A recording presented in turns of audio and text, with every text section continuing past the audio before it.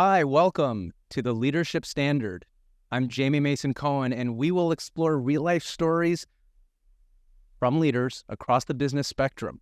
This is an intimate discovery of how they shift between triumphs, struggles, failures, disruptions, and future opportunities on a daily basis.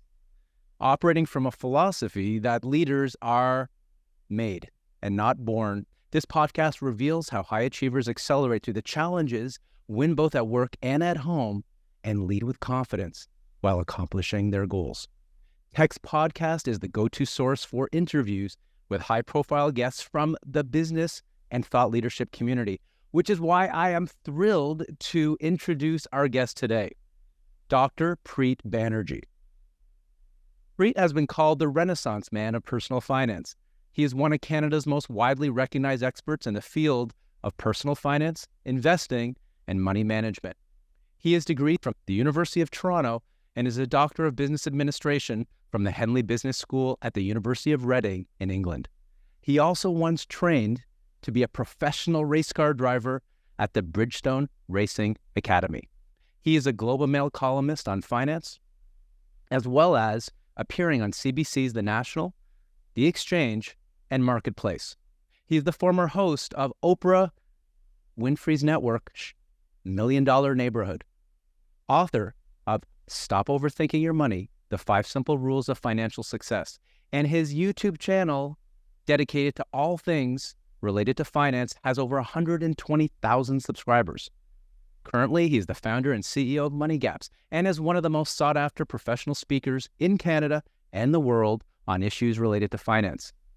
I invited Dr. Preet Banerjee here today to the Leadership Standard because we have this rare opportunity to learn from a true expert. When I see experts, I believe that Preet is at the top.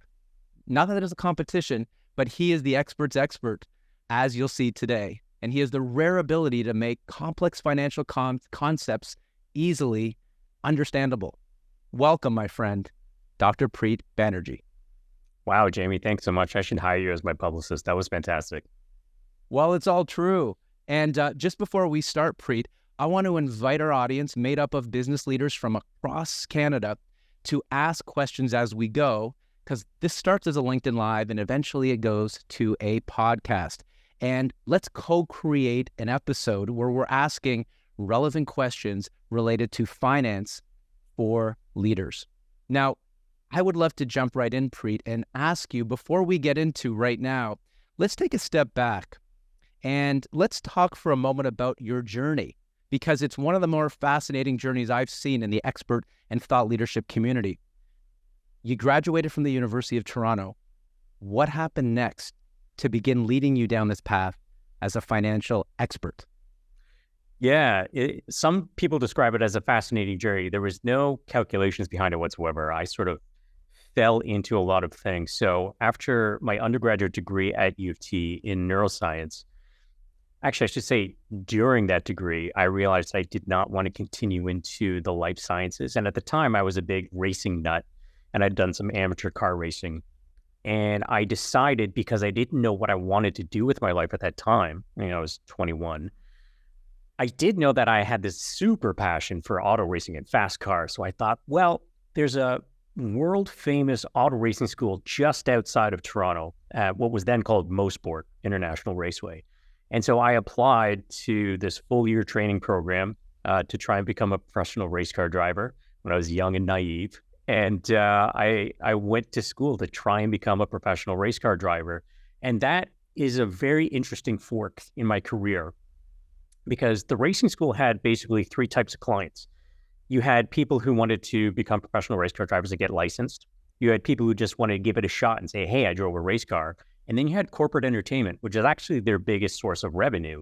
And so, you could take 144 people to a golf tournament as a company or organization, or you could take 12 people for the same cost to an auto racing school. And these were proper race cars. Like, I'm talking with the wings, open cockpits, you get the full overalls and helmet, everything, the whole bang.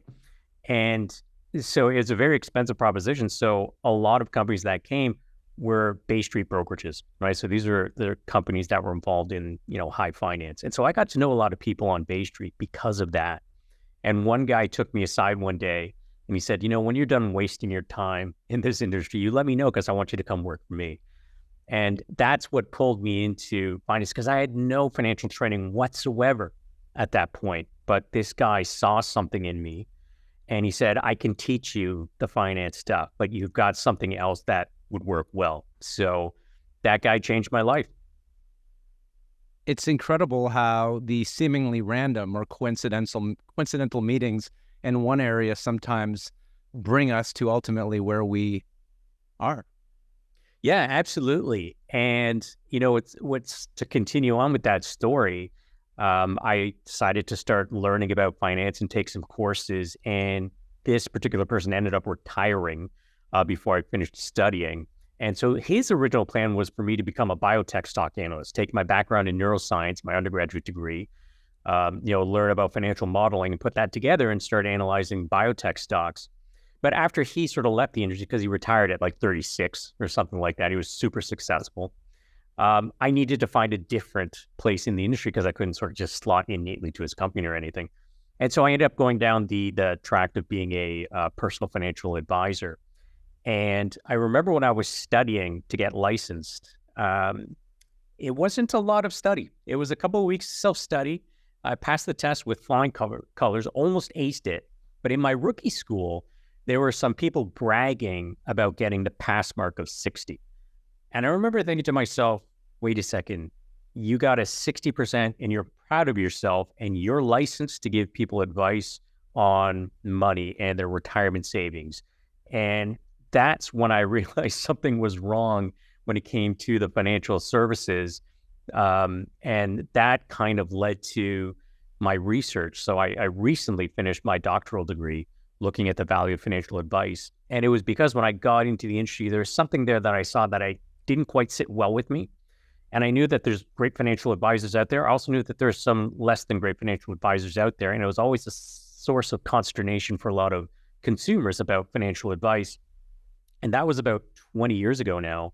And that started, I think, what has defined the last chapter of my career is looking at the value of financial advice and leadership and wealth management. On that note, since you finished your doctorate over the last year? Yeah, it was 6 years in total, but I finished it and defended it in April of this year. And what was it on? What was your thesis on, and what problem did it address? Yeah, so the official title is a multi-dimensional analysis into the value of financial advice to households in Canada. But essentially what I was looking at is what is the value of financial advice today? And the reason why I wanted to address that is you have essentially two groups. I'm overgeneralizing here, but you got two groups of people who think that all financial advisors should be shot out of a cannon, because they're just salespeople selling snake oil. And then you've got people who have benefited from financial advice. And there's not really a lot of people in between. It's very polarizing. And having been in the industry and being an investor advocate as well, I've been on both sides of that fence, and I've seen perspectives from both sort of stakeholder groups. And what I knew was there's just so much more to it than that. And I knew and met many great financial advisors who I'd be happy to refer my parents to. That's how much I trust them. And I also knew a lot of people who, yes, I agree, should be shot out of a can because they are really in it for themselves and not their clients. And at the same time, I know that there's some people who could do things themselves but aren't. And there are some people who are doing things themselves and really shouldn't be doing it. So it's really not that black and white. And so one of the things that I did was I tried to differentiate, first of all, the market for financial advice channels that exist, and also try and figure out, people are different. You can't just assume that everyone is the same. You have to take into account that some people are really financially literate and very interested in money, and some people aren't, but they still want to do well with their money. So once you sort of, again, differentiate individuals and differentiate the market, you can do a better job of making sure that people end up in the right spot for them. And for some people, that's going to be with a financial advisor. And for some people, maybe they can do it themselves. But it helps get a little bit below the surface of what has historically been a very surface level conversation. Yeah. What's the best way for business leaders to improve their financial literacy? Well, on one hand, there is absolutely, you have to spend some time reading and actually educating yourself, whether it is courses or attending conferences, reading books. There's a little bit of that on the onus of the individual for sure. But I think a lot of leaders realize that the things that they may not naturally be good at, their time may not be spent well trying to spend hours and hours and hours learning everything. You outsource, right? You outsource ruthlessly the things that you can't or don't have time to do. So, if you've got a bigger corporation, you've got a CFO that handles the money stuff, and you want to make sure you've got the right person. But if you're a smaller sort of, owner of a business, you don't necessarily have a full C-suite. There are still things you can outsource to, but you want to make sure then, if you are going to outsource and delegate, that you spend a lot of time researching your different options of who you work with. And that's actually one of the things that I looked at in my research was the people who spent more time researching their financial advisor that they ended up using ended up doing better than other people controlling for a lot of other factors. And that's very important because I think a lot of people, it just kind of happens. You're so busy doing so many things, attending to so many different parts of your business. Sometimes you don't take the time to step back and say, hold on. When it comes to this decision, we need to spend a lot more time either figuring out how I'm going to do it. And if that's the case, how do I figure out a game plan to make sure that I am capable of doing it? Or I need to spend amount of time to figure out that I get the right person to delegate to, because that is a critical decision for any CEO. Mm-hmm. I just want to remind the audience that as we're going through this, in terms of how to make better financial decisions in 2024, how to alleviate some financial stress, whatever you're dealing with now, please feel free to ask questions. And I'm going to ask the tech team to make sure they text it to me, because there will be about a 1 minute lag between the time you write the question and the time I get it. Preet, in October 2023, you wrote in the Globe and Mail and the columnist that you write, I quote, amid the whirlwind of surging interest rates, talk of a recession, and exploding mortgage and rent payments, not to mention daily headlines about global crisis, many Canadians feel as though they're in a state of numbness. What is this numbness, and how does that translate into financial paralysis? Oh, that's a great question. I think a lot of people will feel the same way, that there's almost a bit of a stupor that we've been feeling ourselves in. We're bombarded with so much more noise. And there's a couple of sources of that noise. Certainly, social media use has exploded. I'm talking to more and more people who talk about how many hours a day they spend on social media doom scrolling. So that's not a new phenomenon, but it's growing, and it's expanding. And everyone who's watching, I encourage you. I don't know what the feature is on an Android phone, but on an iPhone, take a look at your screen time. Go into your settings and take a look at your screen time and see how much time you spend on different apps. And just by checking in on that number, it can scare you into doing something differently. This is similar to every January when I've overindulged, eating too many turkeys and desserts and whatnot. And I look in the mirror or I get on the scale. I was like, wow, that is so much more than normal. It's that sort of realization that spurs me into action. That's when I tend to go to the gym and eat better and make a change to my behavior. I have some kind of motivation there. And so the motivation of looking at your screen time to seeing how much time you're wasting is a great way to maybe change your actions. So that's one source of it. But all the economic news, everything that's been happening in terms of the pandemic, the amount of money that people have borrowed, interest rates going through the roof comparatively, compared to this very long period of time where we had super low interest rates to the point where we thought, is this the new normal? Turns out it's not. That has added a lot of stress to people. And then all the geopolitical events that are happening around the world right now, all of this is weighing on people. And when you are feeling the weight of all these things going around in the world, it impacts our ability to make good decisions. I think a lot of people have heard about decision fatigue, and how when you make a lot of decisions in a contracted period of time, it can impact your ability to keep on making good decisions. I'll give you a very simple example from sort of pre-pandemic days. So, and you think about, the average person, they get up in the morning or got up in the morning on Monday morning, got to work around the same time, They took their breaks with the same people, lunchtime, exact same time every day. They'd come home. They knew how long their commute was, give or take. They'd come home and hopefully they have a nice home cooked meal with the family all around the dinner table. Same thing Tuesday and Wednesday. Thursday, you tend to order in. Friday, maybe you go out for dinner, right? And it's because by the end of the week, we're done, right? We've made so many tough decisions. It's the end of a grueling week. We need the weekends to recharge. That's why you don't hold big, important decision-making meetings on a Friday afternoon, right? Most people have mentally checked out for the weekend. They're like, whatever you say, sure. You have your big, important meetings on Monday mornings. And in that case, that is a matter of making sure you're in the best possible position to make optimal choices, kind of like you recharge your battery.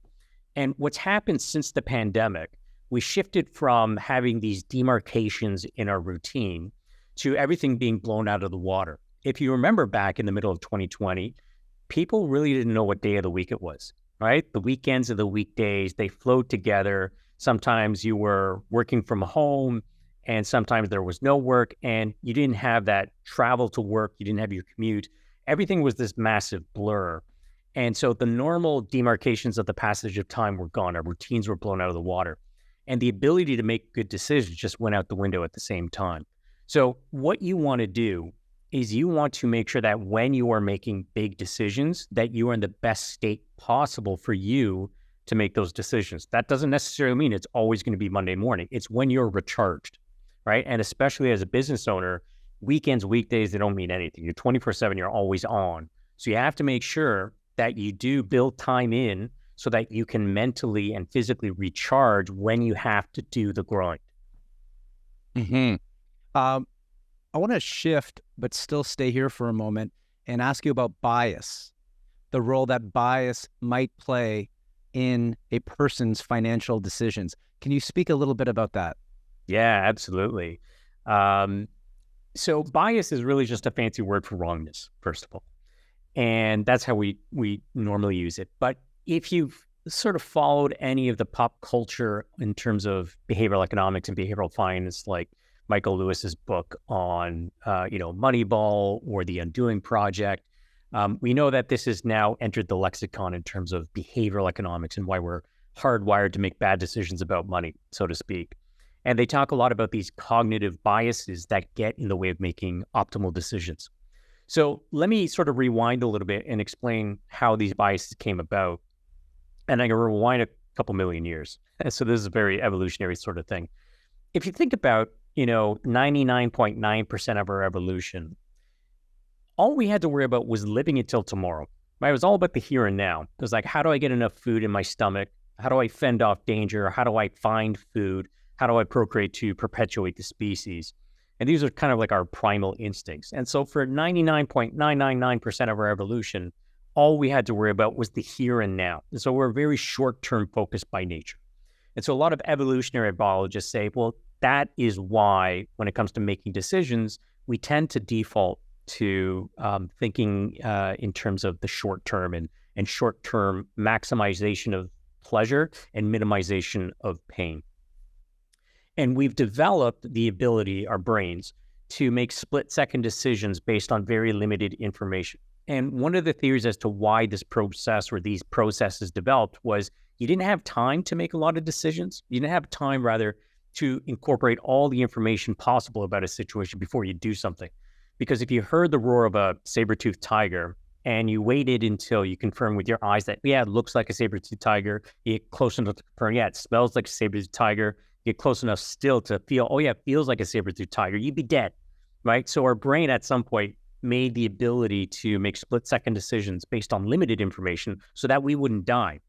The problem is all financial decisions are long-term trade-off choices, right? You are giving up something today in exchange for something tomorrow. And every financial decision that you can think of, I can break it down to a trade-off between something you give up today in exchange for something tomorrow. The best example is saving for the future or investing for the future. If you want to save and invest for the future, you have to give up current consumption. And giving up consumption today feels bad. And the pleasure of having more money down the road, that's supposed to feel good. And we know we're supposed to do this mathematically. It's all rational. The reason why it's so hard to do it is because of this short-term bias that we have. It's one of the reasons. the pain happens today. So it's magnified psychologically, the weight of that pain. The payoff, the pleasure of having more money down the road is psychologically minimized because it's so far into the future. We're just not hardwired to think long term as a species. And so what seems on paper and mathematically to be a very sound trade-off, save money today, have more money later on, emotionally and psychologically, it feels like a lot of pain to give up consumption today to have a reward down the road, which is psychologically minimized. So that's why we have such a hard time saving for the future. And it's the same thing that happens when it comes to making decisions about going to the gym. Next week, I know that I'm going to go to the gym 5 times a week, right? I know it. I want it. It's a good thing to do. When next week comes, I'm going to be thinking, what the heck was last week's Preet thinking? I don't want to go to the gym today, because now I'm thinking about getting to the gym, the pain of being on the treadmill, pumping iron, all this. I don't want to do that. The pain is maximized because it's in the moment. The payoff of having, a fitter physical, health is minimized. And that kind of goes behind a lot of our decisions that we make. And that's because we're short-term. We're wired to think short-term.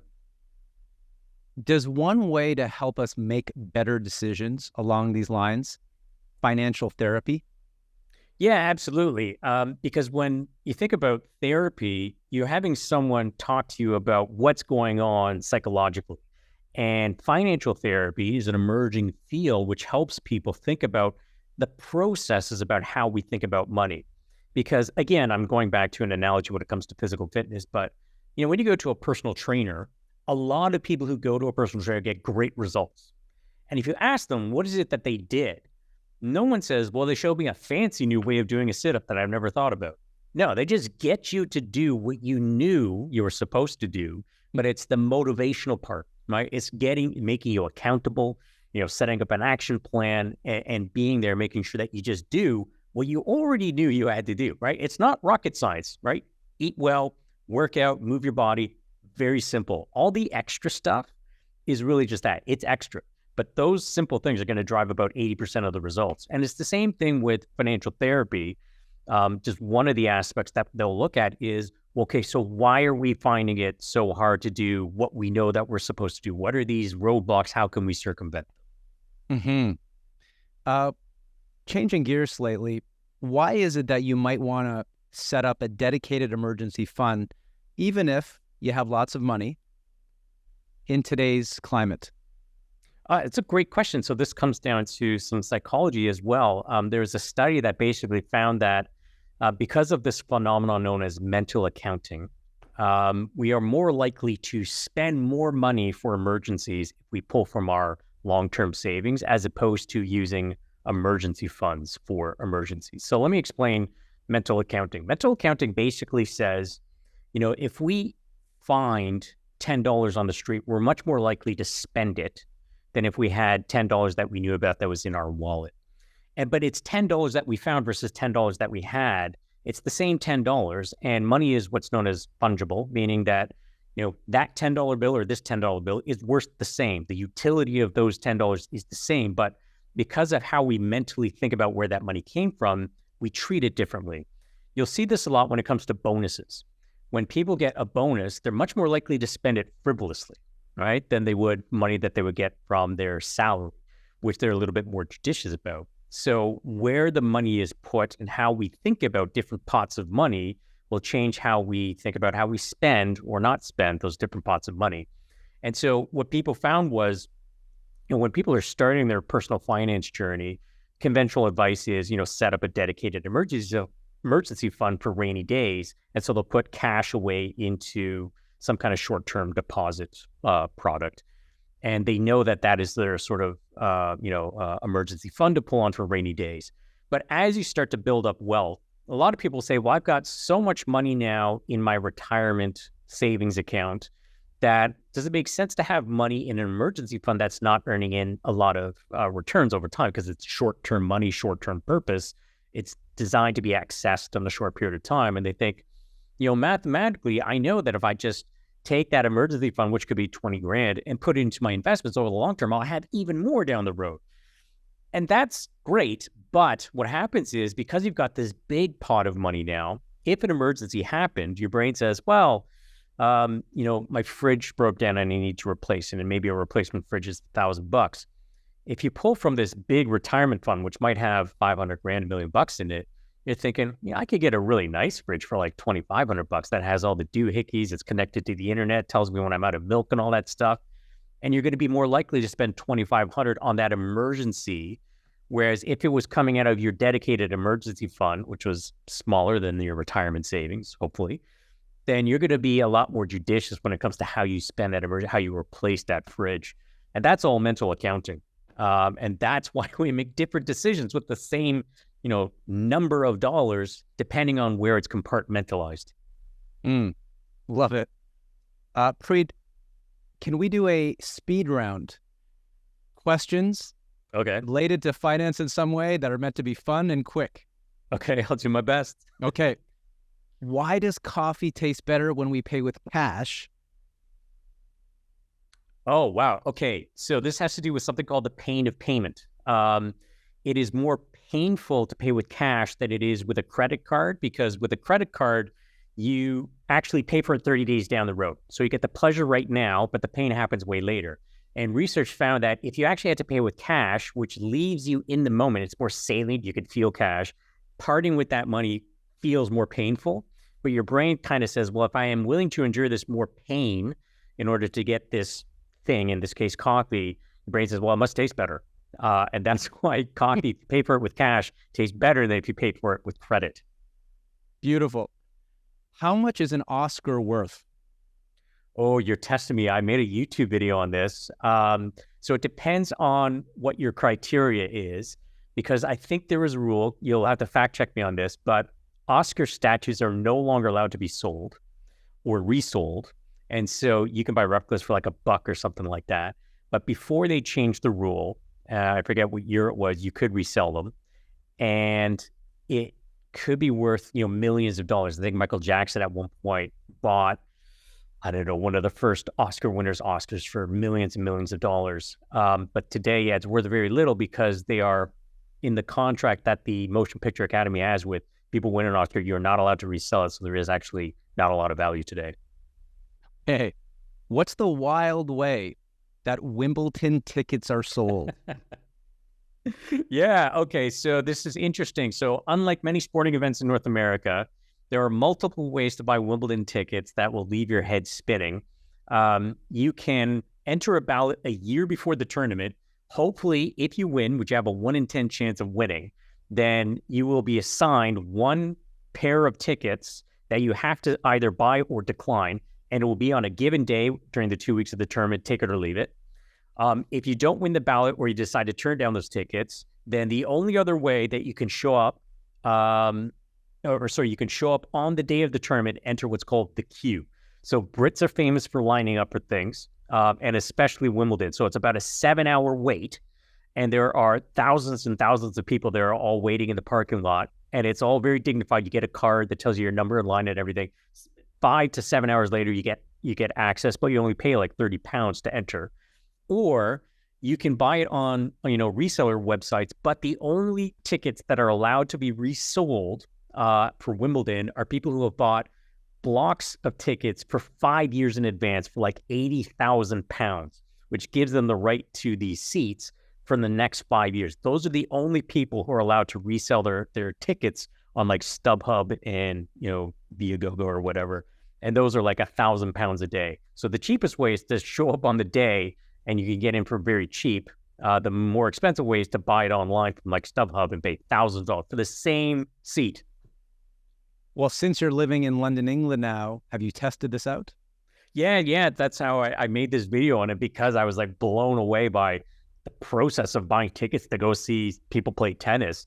And in my own experience, I lined up, I think it was about 5 hours on the day because I didn't have tickets in advance and I wasn't going to pay £2,000 a day to go to Wimbledon. I waited for 5 hours. It cost me, I think it was like £20-ish to get in. And then there's another line inside if you want to get tickets for the main court or number 1 court. And I ended up getting the absolute front row tickets on like day 7 of the tournament for like £35 all in, something like that. Wow. What's the last book, podcast, or movie related to finance that you watched that you would recommend? Oh, I mean, last night I watched Margin Call with my wife because she had not seen it. And I love this movie. The acting is absolutely phenomenal, phenomenal. And it was basically a depiction of a fictional uh, finance company in the middle of the great financial crisis on basically the day that the world is about to find out that the great financial crisis is about to unfold. It's a stellar cast. It's so well written. And I don't know if I'm because I'm a finance guy, but I was on the edge of my seat the entire movie. I loved it. We're on a call with leaders. We have chairs. They are leaders of business groups across Canada, to small to mid-sized business owners. They also oversee groups of key executive emerging leaders. If this is our audience, which it is primarily, what's one financial trend you would want them to pay attention to for 2024? For 2024, I think all eyes are going to be on the cost of capital, right? And where inflation and interest rates go, because especially in an environment that we've come out of, where interest rates have been so low, a lot of companies are really levered up. And everyone is wondering what is going to happen with interest rates. Have we peaked? Is it about to come down? And I know a lot of projects have been delayed because the cost of capital has gone up so fast over such a short period of time that a lot of people are going to be looking at, okay, are things changing? And it looks like, just given after, a couple of days ago with statements from the Fed in the US that, there might be some cuts happening in 2024. Of course, it's hard to say, information changes, but I know that the reaction around the world and the global business community is, okay, you know what? It looks like the higher part of the interest rate phenomenon is maybe starting to ease finally. We might actually start to see the cost of capital coming down a little bit. And I think a lot of people will be looking at that as to see, will that continue? Will employment remain resilient as it has been against a lot of expectations? And hopefully a little bit more certainty is coming, because I think the trend over the last couple of years has been more and more uncertainty, and that makes it very hard to commit to long-term decision-making. That's one thing people like, is certainty when it comes to making long-term planning decisions. Excellent. This would be an ideal time. I'm looking down. When you see me looking down, it's looking at the LinkedIn Live. If you want to continue to listen to our guest, Preet, speak on all things financial, please do. If you have questions, this would be a great time to ask Preet a question around personal finance, money management, financial innovation, trends, or whatever else is on your mind moving forward into 2024. Now, Preet, I've always seen you as someone who is highly productive, and you do it in a very humble way, but it seems like whatever you put your mind to, forgive the dad pun or metaphor, it turns to gold. So what I'd like to, this is what I'm curious of, and I know there's people on this call who also in 2024 might write a book, might start a podcast, might create something of value within their particular area of leadership. What's your morning routine look like when you decide, I'm going to start my next project? Oh, great question. And I agree with you. I don't feel like I sort of, set out to be a super productive guy. Sometimes the outputs are good, but the outputs that aren't good, maybe people just don't see those. But I'm definitely not a 5 a.m. club member. Definitely not. I very much embrace late mornings. I work into the night, and I try to make sure that I get good sleep. It's amazing how, I have one of those Oura rings, and tracking your sleep, I think, is so important, because if you're not well rested, you're not recharged, you don't make good decisions, you're not productive. And I know that is a real, something that can really affect a lot of people, especially entrepreneurs, because you never get to really turn off, right? There's always something going on, and you don't have hours. And people also maybe don't respect your time as much as maybe you'd like them to. So it's critical to make sure that you get a good night's sleep consistently. That is one of the most important things that you can do. But beyond that, it is just having that attitude of, I'll figure it out. I find that most entrepreneurs, they have the ability to figure things out, right? That you're a perpetual learning machine. You're not a know-it-all, you're a learn-it-all, right? That, I think, is one of the things that really differentiates entrepreneurs from non-entrepreneurs. And so when you see something and you say, I want to do that, I promise you, you can. You just get started and you'll figure it out. And one of the reasons that you get motivated to figure it out is the fear of failure, right? And the fear of putting yourself out there and failing is such a powerful motivator, and you will find a way to get it done. Might be sloppy in the end, but perfection is the enemy of done, right? Mm-hmm. And I think you just go out there and you do it. And it doesn't have to be perfect. I think a lot of the literature out there has really embraced the fact that people fail all the time in entrepreneurship. And that's okay. As long as you're learning from that and moving forward from that, I think that's okay. So get out there and maybe take a little bit of a risk in terms of projects that you want to try. Just commit to it. And I think you'd be surprised just how much you can get it done. And it's more than a project. You're the CEO and founder of Money Gaps. And when we spoke in person in 2019, when I was on your podcast, this was a project that you were developing. Mm-hmm. What is Money Gaps? What problem does it solve? And what have you learned over the process of creating this company? Yeah, great question. So Money Gaps, the Coles Notes version of it is software for financial advisors, and it's designed to give them a business case to deal with people who don't have a lot of money. Because that traditionally has been something that been a passion of mine, is helping to get better financial advice to the mass market. Part of what my research found, and I think really just corroborated what a lot of people know intuitively, is that if you have a lot of money, you've got access to great professional advisors. If you don't have a lot of money, the quality of advice that you can get is all over the place. You might end up with someone good, but you might end up with someone who's just a salesperson trying to take advantage of you. And so all the really good financial advisors tend to move up to dealing with higher net worth households. And so I wanted to give them a way to provide this low touch but holistic financial advice to really scale up good advice to the masses. And so that's what Money Gaps was when we talked about it. We were still in the development phase. It launched in late 2019. Got a bunch of financial advisors using it, and we have some who are just super passionate about it and use it with everyone.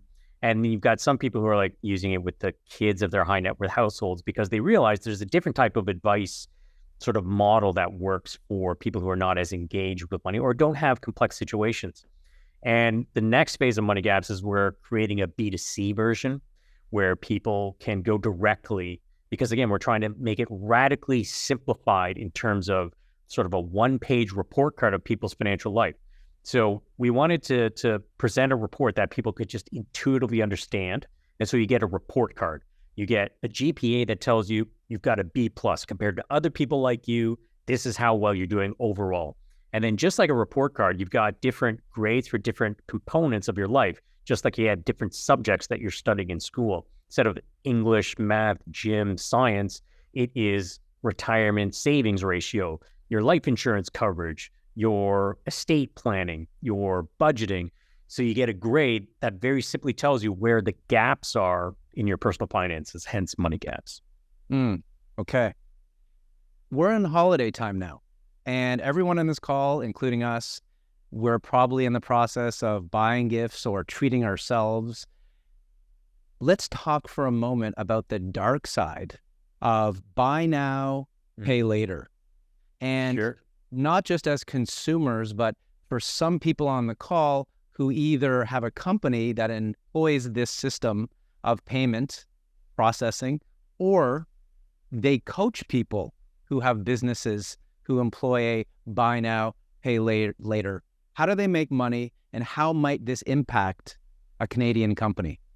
Yeah, absolutely. So buy now, pay later is, you've probably seen it when you're on a website and you're about to buy something, and at the online checkout, it says, hey, this is $100 or whatever, or you could pay for it in 4 installments of $25. So it's like zero interest, doesn't cost you anything in interest, but you pay $25 every 2 weeks so you can spread out the payments. So it's a form of credit. And the appeal to the consumer is they can ease their cash flow instead of paying lump sum up front. They can spread out their payments over a little bit of time. Now, when it comes to the merchant, they end up paying for it, right? So who pays for the interest of providing this credit? It's the merchant at the end of the day. And it has to do with basically selling their accounts receivable to this third-party company. So this is not a new concept. This concept is 100 years old. It's just online now. And it just used to be called factoring your accounts receivable. And this is where customers would owe you, say, 100 grand, and you sell it to some company for 90 grand. And they'll say, all right, we'll take care of collecting the money, and hopefully they'll collect somewhere between 90 and 100,000 bucks, and they assume that risk. And so for the merchant's point of view, there's kind of two components to it. One is it should increase sales, right? Because it means that more people can afford to buy whatever it is that you're selling. But it's going to cost you money in order to do that. So you have to figure out, is that a good trade-off? The problem for the consumer is that they run into this potential trap of not being able to service all their buy now, pay later commitments, because they end up using it for a lot of purchases, and they basically says you're overextending yourself. So it used to be the norm that you don't pay for things unless you can pay for it in cash. Then we came up with, credit cards and lines of credit and stuff like that. And now we've got this buy now, pay later. It's just another form of credit, really. But the people who tend to be turning to this have run out of credit from the normal sources, or maybe they aren't deemed as credit worthy, or they just don't have access to credit. So it does serve some good purposes. When you have newcomers, I'll give you an example. In Canada, I have long-standing banking relationships. I can get a lot of credit. In the UK, I'm a nobody. My credit limit is 1,250 pounds on one credit card, and I can't even upgrade to a rewards card because they denied me, because from their perspective, I have no credit history here. So for me, that kind of limits what I can buy, because I have a lot of expenses that are, routinely close to 1,000 pounds or over. And so I have to pay off my credit card every couple of days if I want to use my UK credit card. So in any case, it does have its functions, no doubt about it, but there is a trade-off in that you have the group of consumers who might be overextending themselves using buy now, pay later. Okay. Wonderful. We're in a community of leaders, and you have had access, you've dealt with, you have co-created with leaders from across the globe.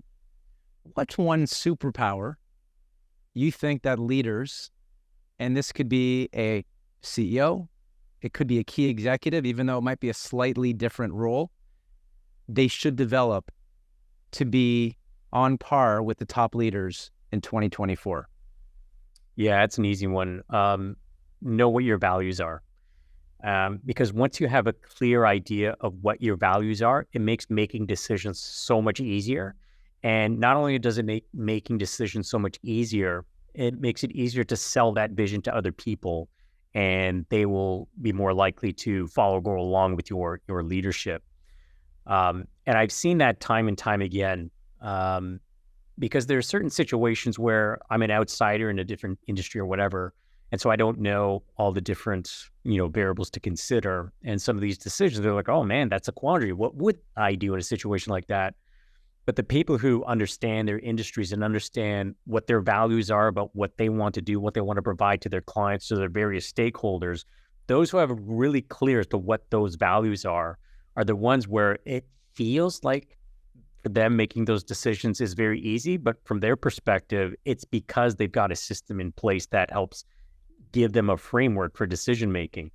So it's I think it really comes down to values in terms of what I've seen that helps separate the really strong leaders.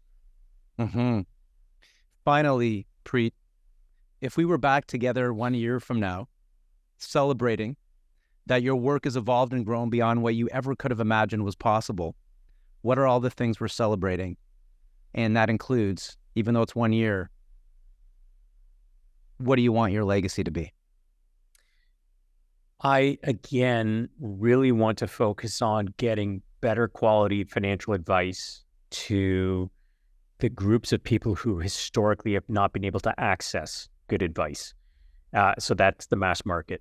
And there's a couple of reasons for that. One is this is when they're most malleable. When you've got people who are at the start of their financial journey, If you make mistakes now, you have to live with them for years, and potentially it sets you back forever, and you're always playing catch up.